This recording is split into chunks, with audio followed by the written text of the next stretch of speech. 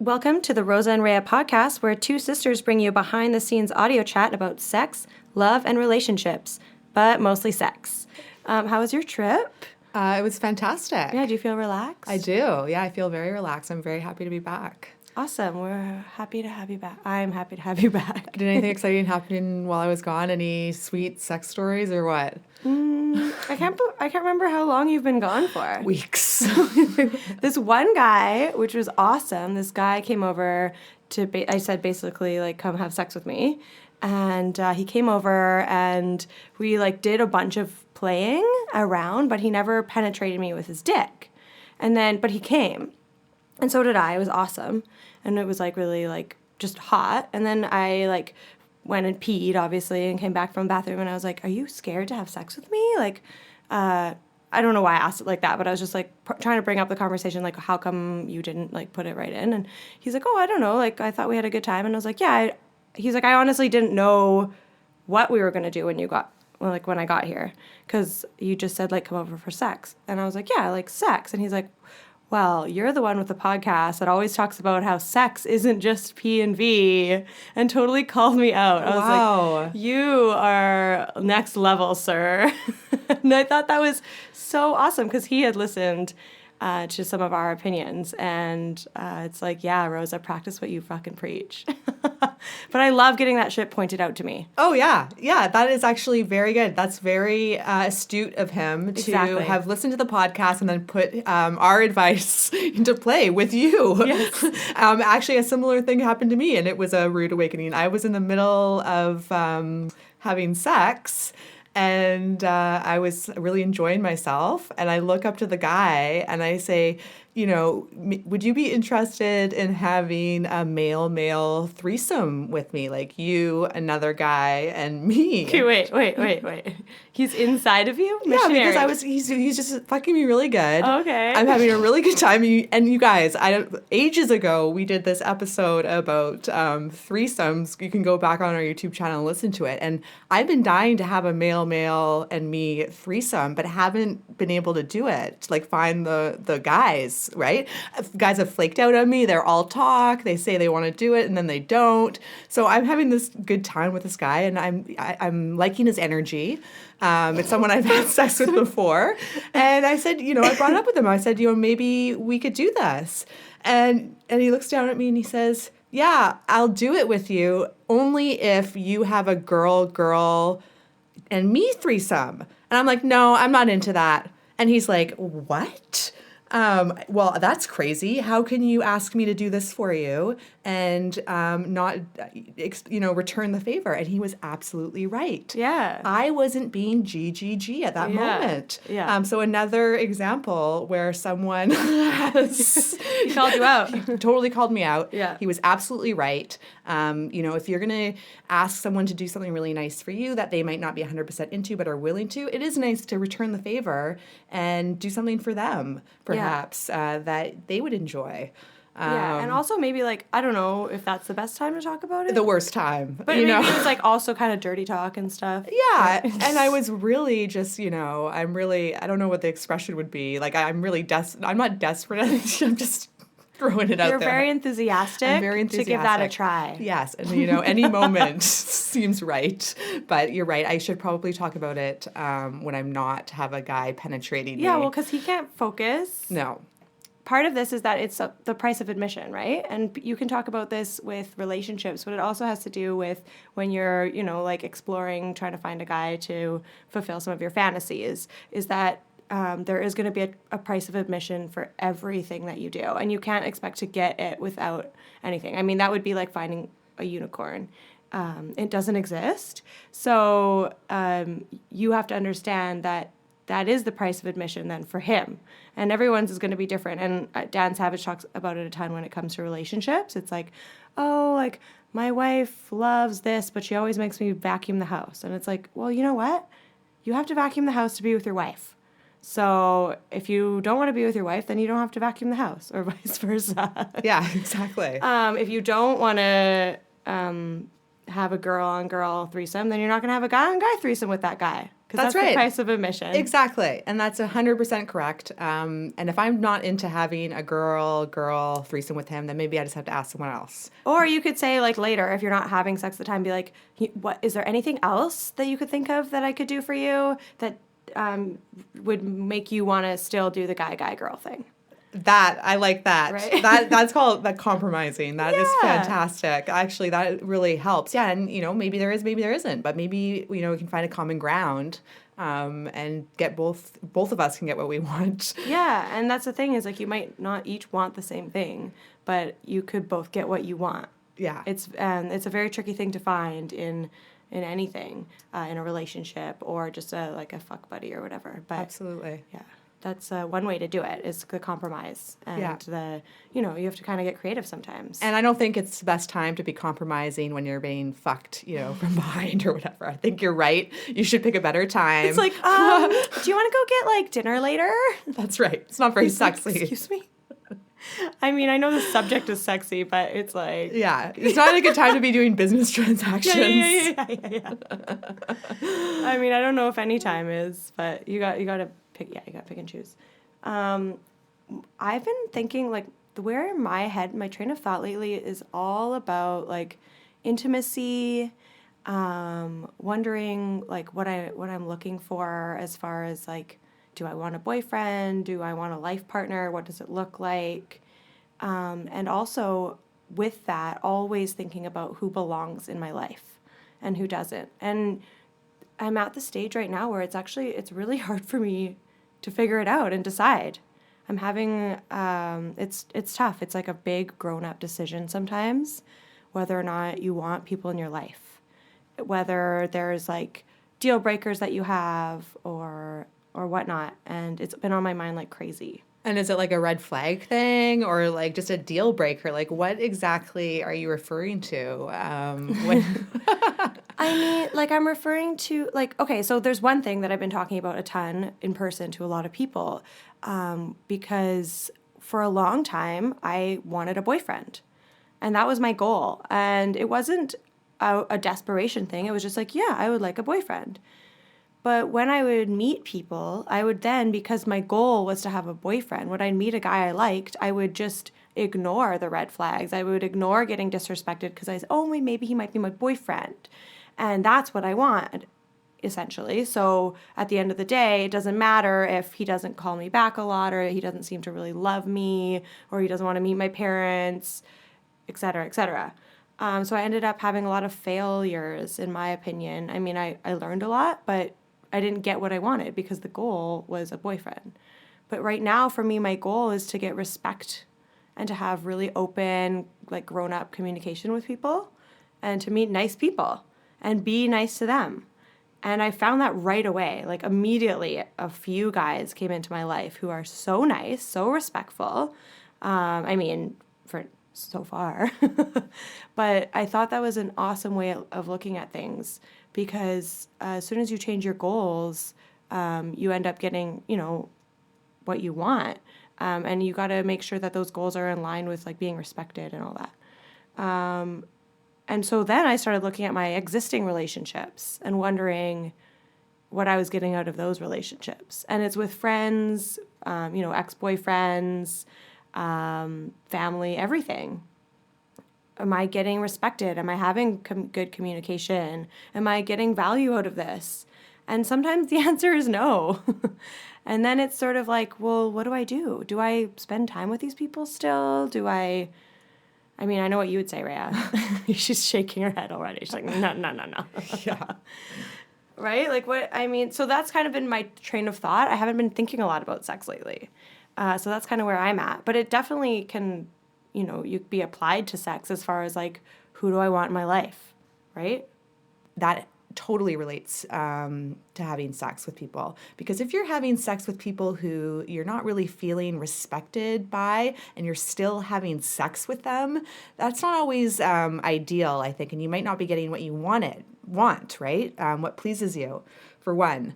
So I think that's a really good thing. And I think that if people aren't bringing you value or they're not respecting you, I would not have them in my life. Yeah. And that just means not communicating with them, perhaps, what have you. And the same way that I look at people, you know, if you get negative feedback online and you block someone, it can even get to that point with people that you know.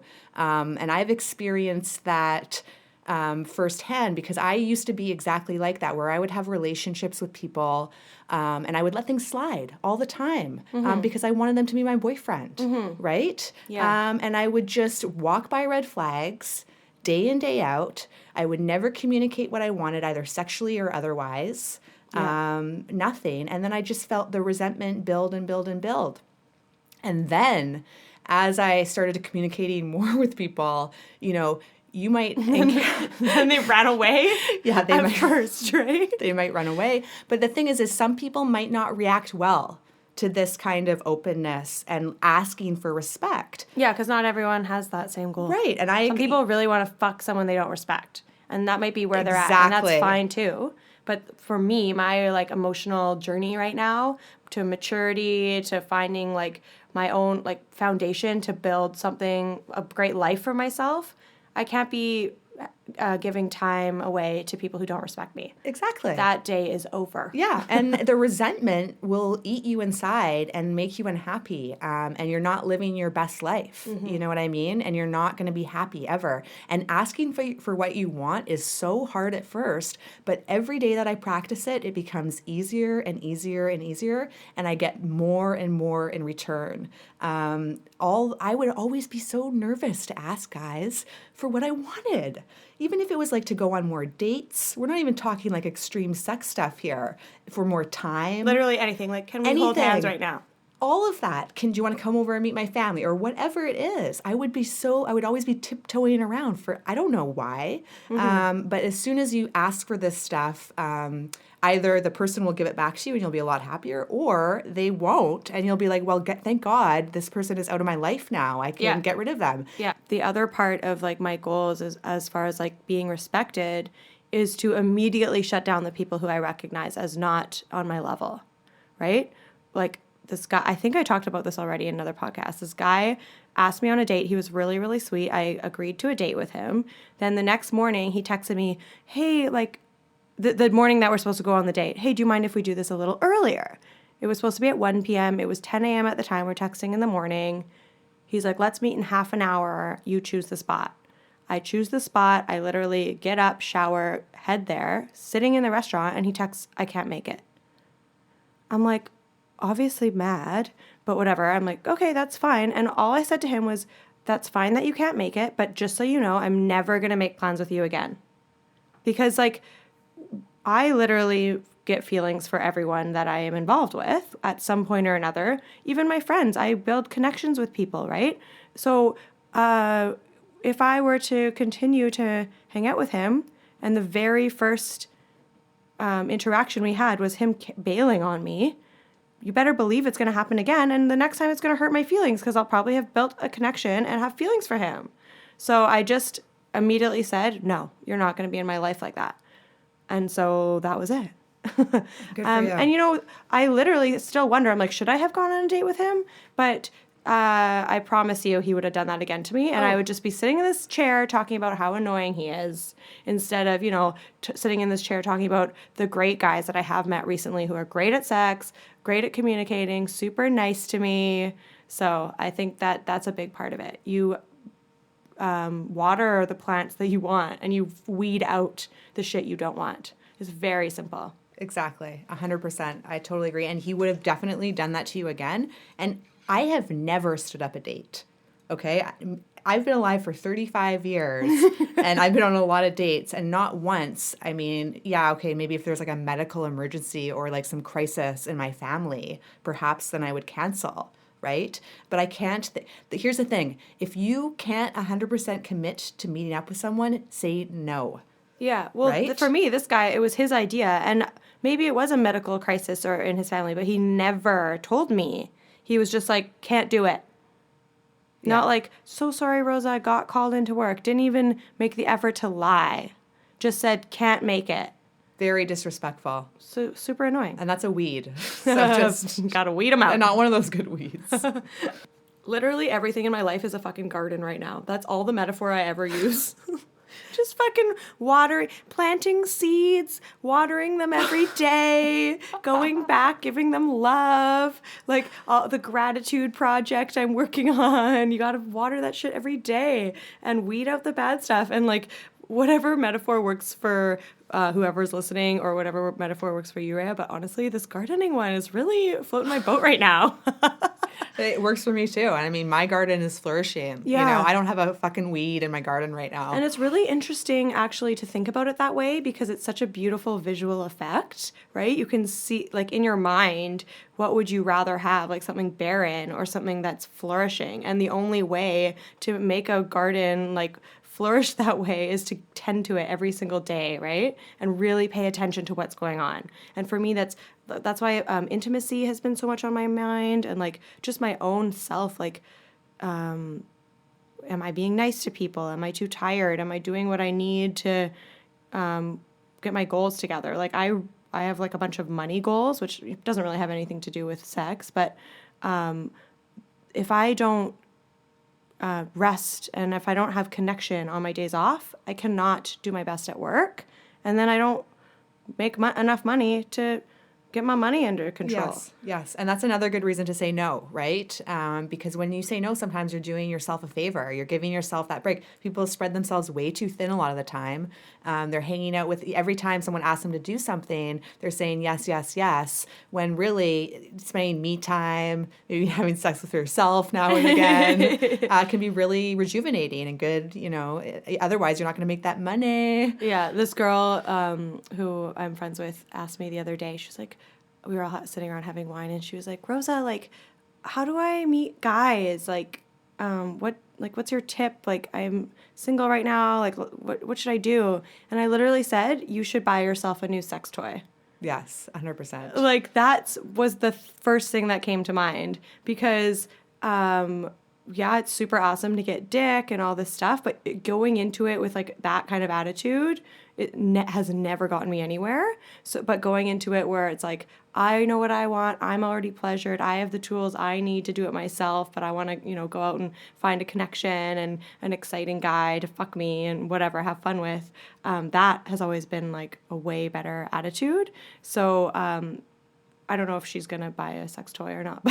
And, you know, I'll add to that, you know, do some research, right? Spend some time. We talk about this a ton, and find out what turns you on so you can communicate to those things. That's taking care of yourself. Going on FetLife and making that list for yourself of all your turn-ons, that's homework for yourself too. It's going to make you a better partner, and your relationships are going to be better, and you won't, maybe you'll be looking for the right people instead of searching aimlessly for something you don't even know what you're looking for. Yeah. The more that I find guys that are into the thing that I'm looking for, I'm starting to realize, and while being online dating, that you should not judge a book by its cover. And that is so important. I mean, I've talked about this about Tinder. People are obsessed with the cover. They talk about how tall they are, what kind of, how they want the person to look. And that's great, you know, sure, to be physically attracted to someone is awesome. But when you just do that, you could be the person inside might not be what you actually want. And B, if you walk by someone because they're not the physical thing that you thought you wanted, you might be missing out on a fucking big dick. Yeah. Or an amazing dick. I don't want to be... something that you really want. Or something that you really want. I don't want to say... And I will say dick size is not... I know I joke about big dicks. Dick size doesn't matter. A good dick, let's say. You just don't know. And I have met people on... I've met one more person on FetLife. And I would have never met this person. I would have never connected with them on Tinder. And if I went off physical whatever... I might have just walked right by them. But because we had talked about communication, we knew what we were both looking for, it ended up being really great. And I got some real good D. What was so good about it? Well, first of all, we already knew that he was a dominating guy and I'm a sub. So we had already talked, like when we went for coffee, we talked about exactly what turned us on. Oh, wow. What coffee shop? I know. I'm like, I'm going to like lower my voice. then I was like, no. Notes back and forth. That's right. You're like, I was getting very these are my terms. safe words. Yeah. Do you do safe words? Well, I haven't because, like, honestly, like the sex that I've been having isn't that extreme, but eventually, yes, that will probably be necessary. I haven't built to that level yet, Okay. but I think safe words will be important in the future. But anyways, we talked about condom usage. We talked about who we were sleeping with, if we had other partners. We talked about what kind of sex we enjoyed, everything. Sweet. And it was really good. And this was all before we even had sex, which made me feel super comfortable. And then the sex was amazing, right? It wasn't some fucking mystery. It wasn't a disappointment, right? I wasn't taking a chance on someone. Right. I mean, in a way, I guess people, you are, but people like taking a chance too. Like the mystery is exciting, right? yeah. The spontaneity is exciting to a lot of people. Like the people that I've spoken with, like the vast majority of my friends or coworkers or people I talk to about sex in the podcast say like the spontaneity is a big thing and they can't imagine having a conversation before like a pre-planned kind of thing. So I just like dared them to try it because like it's actually really sexy. It's so not like you're sexy. talking about like color to paint your walls. You're literally like, oh, and then like when you're fucking me from behind, if you can like take my butt plug and move it around, like that is what you're thinking about. It's like dirty talk basically. And I mainly do it on text messaging. And then I also am the type of person who likes to keep building it up. Like I'm fine to have like pretty normal sex for the first however long, and then you ramp it up together because you've gotten comfortable and you've learned about each other. Like I don't need to dive into the deep end, even though I do like to have the conversations beforehand. So it could go many different ways. I think a lot of people when they hear about this like convos, they're like, "What the hell? Like that's so like clinical," but they're I dare you guys to try Oh, it. you got to try it. It's amazing. It's so fun. And, even if it's a little bit awkward, that's kind of fun too, Yeah, because sex can be awkward. Yeah, and work through that, right? Don't shy away from the awkwardness. It's kind of funny and cute as well, right? Yeah, I agree with I like that. it when people get a little shy. And you might learn something about your partner that is so exciting. Yeah. My favorite thing to do is to ask guys, like, obviously I have these conversations with guys, but to find out what really turns them on. And some guys are very upfront about it. A lot of guys don't know, like they don't even have an answer for me. And then you have other guys that are there's like, so many other guys. They will tell you everything. yeah, everything. So there's that. Or you'll have a guy and he'll be like, just the tip of my dick inside of your pussy is enough, or whatever. And you're like, really? Like, can't I give you anything more? Don't you want to fucking deep throat me and then like come in my ass? Yeah. But he's like, no, I don't even know. I just want to stick my dick in your pussy and that's it. Yeah. But I mean, good, at least, But that's still a hot convo, I bet. Oh, yeah. Yeah, very, that's the very point. hot. And then going back to like the judging the book by its cover and Tinder and stuff, like I think I have the perfect example of that. Well, there's two things. First of all, guys, if you're listening and you have a freaking Instagram account attached to your Tinder, or you speak to somebody that you match with on Tinder and you give them your Instagram, like your Instagrams all suck. It's not even your real name. It's no pictures of you. Like, okay, cool, you're outdoorsy. Like, where's your face? Like, I have 1,400 pictures on at Rosa Borkowitz.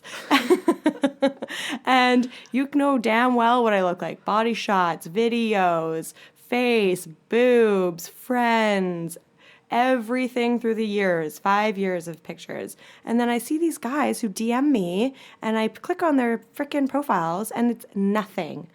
Sometimes they don't even have any pictures.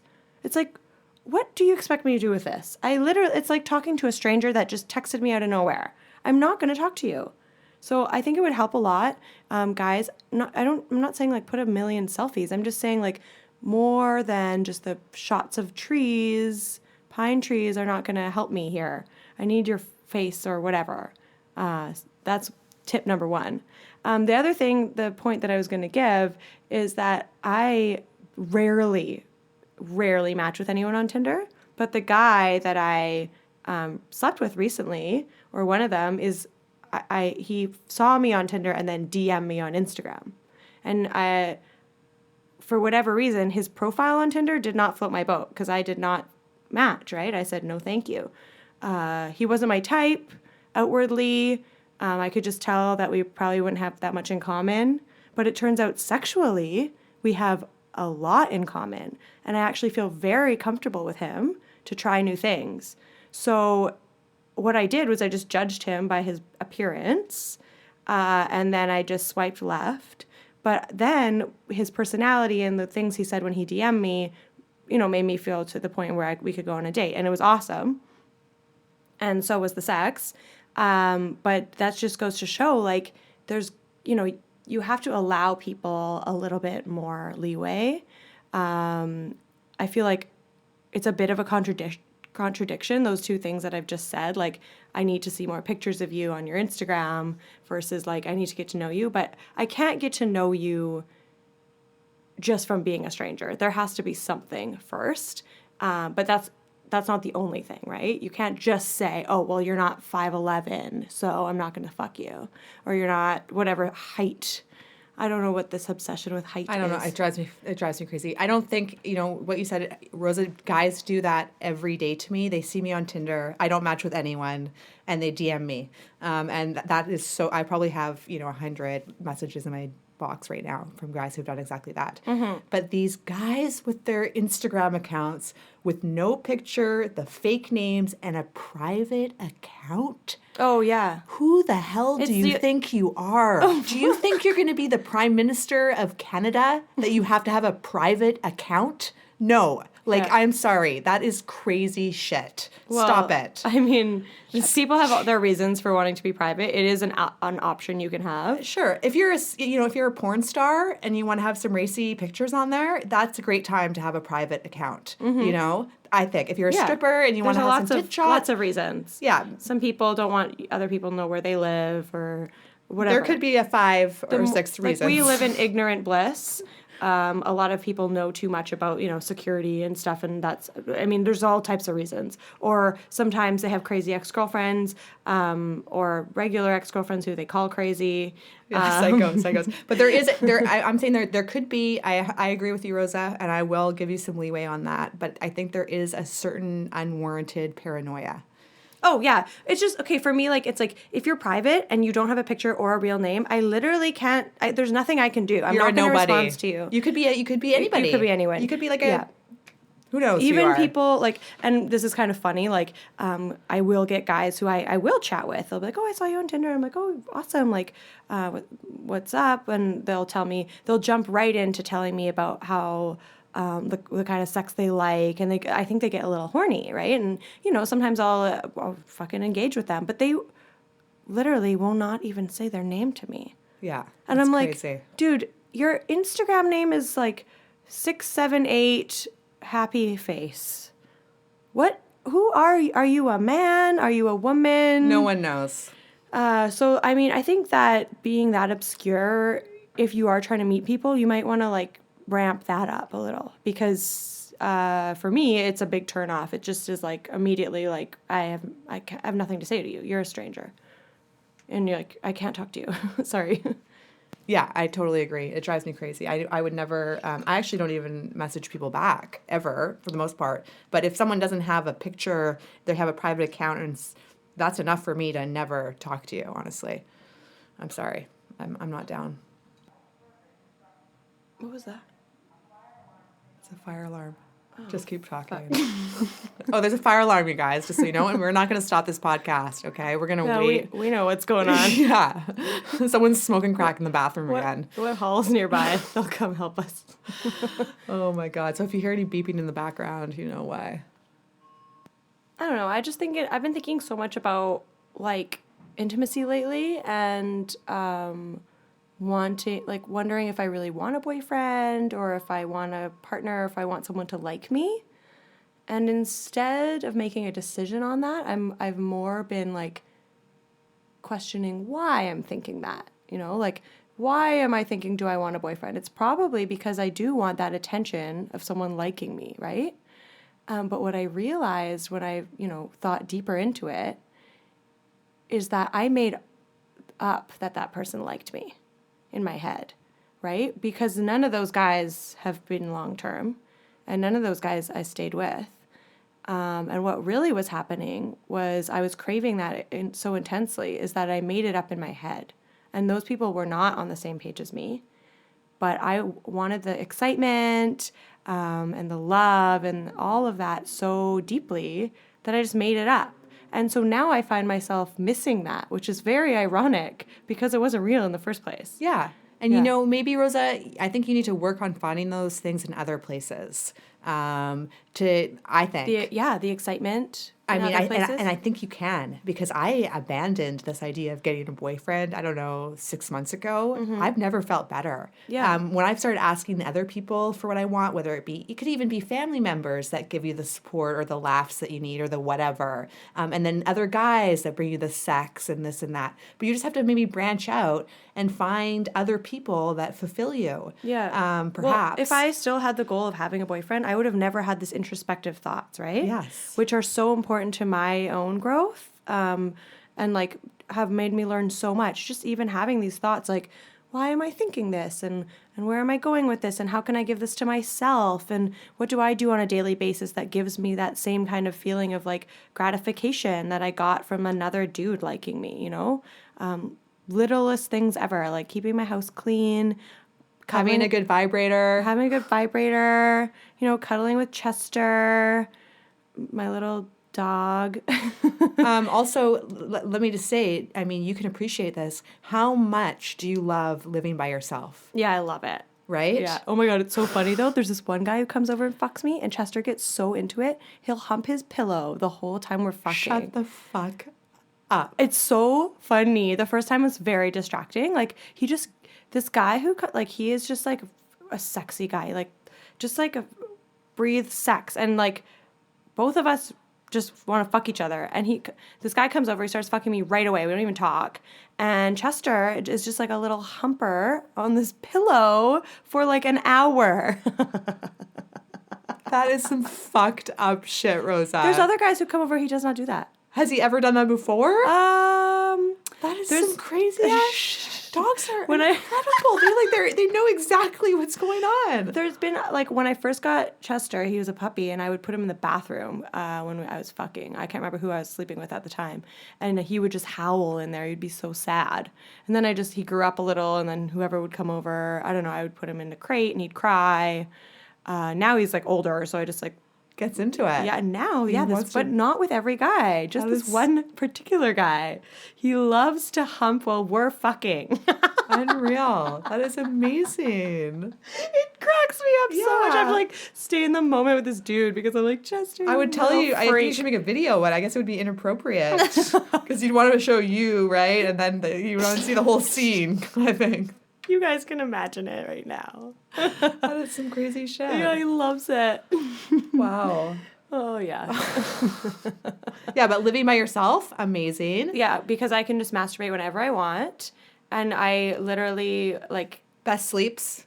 Oh, my God. Best sleeps. Just doing everything for myself. I can have as much me time as I ever want. So and, I've gotten to the point where I'll have a guy come over and I'm like, he'll be like, we'll be done fucking. And I'm like, kind of thinking like, okay, like, when are you going to leave? Yeah. He's just like lying there. I'm like, No, I like it. I would like to do a little bit more cuddling. I think that's one thing in my life that I'm missing out on. I almost never cuddle. It's just straight sex in and out. Yeah. And that's the thing and that's one of the reasons why I've been really, thinking deeply about stuff. It's like, I want to cuddle too. Yeah. I crave that more. I know. That's like one thing I haven't asked for, actually. I'm kind of nervous about asking for that. I don't think you need to ask for cuddling.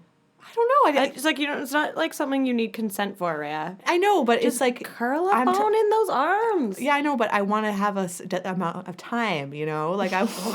like guaranteed? Yeah, that's right. I will come cuddle you. I want like a good 20, 30 minutes, you know? I don't want like some like 5 minute, like some guys might think, oh, she wants me to cuddle her for like 5 minutes and then leave. No, I want like 20 to 30 minutes, maybe even a whole movie. I don't know. Right? Yeah. I don't know.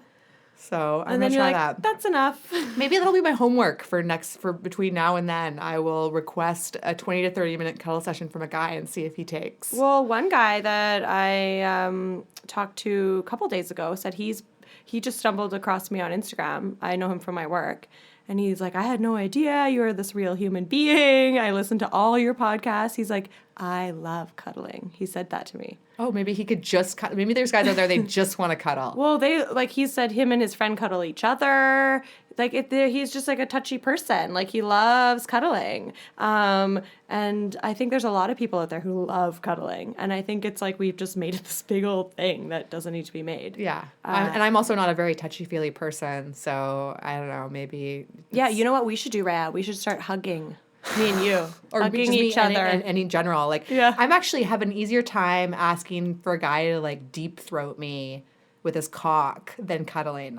That's really fucked up. That goes to show that you should be asking for cuddling. That's right. So anything that your brain is kind of scared of, that you might want to lean in. Yes, to I that think kind that's of a thing, good if point. it's a safe thing to do. Yeah, I think I should lean into that. And cuddling is safe. Very safe. You're not going to get pregnant. Yeah, and speaking of getting pregnant, one of the biggest topics that I've been interested in lately, and I hear people talking about it all the time, is the pull-out method. I.e. the only method that I use. Yeah. And it's worked for me like for literally 35 years. I've never once got pregnant. And I've heard lots of like a lot of people do get pregnant with the pull-out method. But my suspicion is that they're not using the pull-out method. Yeah, that's not the pull-out method. My suspicion is that they're using the rhythm method, which is much trickier. It's based on the rhythms of your cycle, your period cycle, and when you suspect you might be ovulating. But there's so many variables, like how long sperm can last and your temperature, et cetera, et cetera. And cycles not being always the same length and everything. There's a billion factors. I would not recommend that at all. Yeah. I would not recommend actually having any cum in your pussy whatsoever, ever. Yeah. Actually, there's so many more fun things to do with cum. But I love a guy to come in my pussy during my period. Okay. Would you recommend that? Yes, I would. And the only people that don't recommend that, I think you have to do your science review, okay? Because even with cum lasting a certain amount of days, it is impossible. Seriously, if you're in your full-blown period, there's no eggs in there it's just not scientifically possible. So if there is a time, it will be then. Otherwise, if there is a time that you do get pregnant, it will be then. Yeah, because that's the only time there's cum in you. That's right. Other than that, and the reason they're not perhaps working, the pull-out method, like you say, isn't working is because they're not actually pulling out. Yes. Okay. So this is something else. I talked about this with a dude, another guy, and I said, "Oh, like, what do you think about the pull-out method?" And he said, "I literally am biologically like programmed," and I think a lot of men like to use like going back to the biological roots, but this is true, to come as deep inside of your pussy as I possibly can, right? That is what your brain is telling you to do, like come deep in her and procreate. That is what your body and your brain, that's all the entire reason for like horniness and being turned on whatsoever is to come deep inside of her pussy. And of course we have many, many variations based on that theme that have in this beautiful modern era. But if you're having sex with a guy and you're a girl and his brain is telling him to fucking come deep in you. Yes, I agree. Right? So he was saying you have to be very careful. So not all guys have that kind of self-control. I mean, the guys that I've fucked do, all of them. I've never been like, wait, did half of that? What? All of them have been able to pull out great, but that is, I think, a very good point that the guy made, is that, biologically, your brain's telling you to do the exact opposite thing than pull out. Biologically, yes. But the reason oral sex is so hot because it's so taboo. People get turned on by things that are dirty and that you shouldn't be doing. So there's the biological aspect, but then there's also the mental aspect about turn on. So coming all over a chick's face, coming in her mouth, coming all over her tits, that can be an incredible turn on. Yeah. In fact, I tell the guy, I'm like, I beg for that shit, all over me. And that's part of what turns me on. And I actually take it another level. And I probably do this a bit quick. I think I need to ramp back the time, like give him a bit of a moment. But I demand that the guy take a picture with the cum all over me. Oh, wow. Last time I did it a little too quick. He was literally finishing coming, and I'm like, grab a camera, take a picture. He's like, 1 second, please. Oh my God, Rhea. Okay, we're learning. We're learning. Yeah. But I mean, I think it's very hot. So yes, biologically, you might want to come deep in her pussy, but I think the sexiness of coming all over a girl via the pull-out method is incredibly hot. And it's also like very hot to like right when you're about to come, when the guy's about to come, or you're both about to come, and it's like, where do you want me to come? And you're like, oh yeah, like, come here or there or whatever. And I think that's like a hot convo to have, like, to like ramp up right before everyone comes. And like at the end of the day, no one gets pregnant from pulling out and coming all over your tits. No. You don't get pregnant from coming on someone's tits. That's for sure. It's awesome. And I love that conversation. I'm all about that conversation right before the guy's coming, or he'll ask me, where do you want it? And it's like a sexy talk. It's fantastic. Yeah. I don't always know. I've had to I think I'm going to try, one of my goals is going to be like to try and because I'm always like, I don't know. Oh, yeah. I got to think about it beforehand. Yeah, think about it. You really put me on the spot here. He's like, what, there's really? Either 3 places. It's like butthole, outside of the butt, on the butt, mouth, / face, or tits, or both. Well, that's like 5 places. But I've been taking a lot of cum in the face apparently, and all over my body. I have a lot to say about the pull-out method, because the other day I said to a guy, he said, where do you want me to come? And I said, I want you to come in my mouth. And he literally almost drowned me. Oh. Like, I thought I was gonna,